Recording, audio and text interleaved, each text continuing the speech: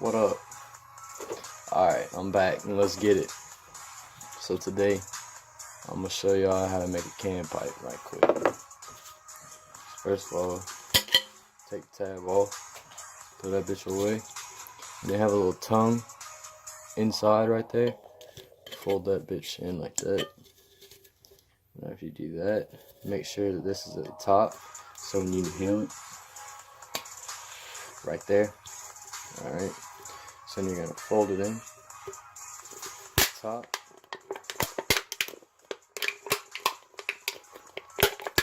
Like that.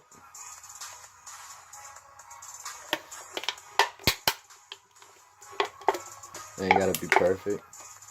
Just make sure you put it back as far as you can, because the closer you put it up to here, the more it's gonna burn your throat when you light your weed. Next you're gonna need a knife. Poke like 15 small holes. The reason I say small, don't make them too small, because then the ash is just gonna clog up the holes.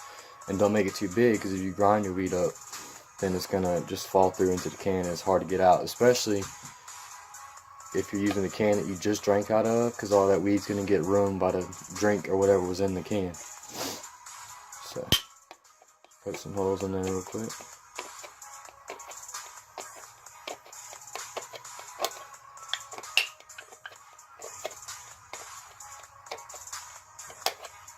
It's just a cheap, effective way to smoke if you don't have blunt wraps or a bong or a pipe.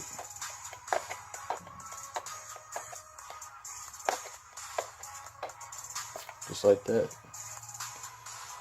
Next thing you want to do is you can put a carb right here or on one of the sides. I'm going to put it in the back right here. So when you light, you put your finger over the carb right there. Watch, I'll show you.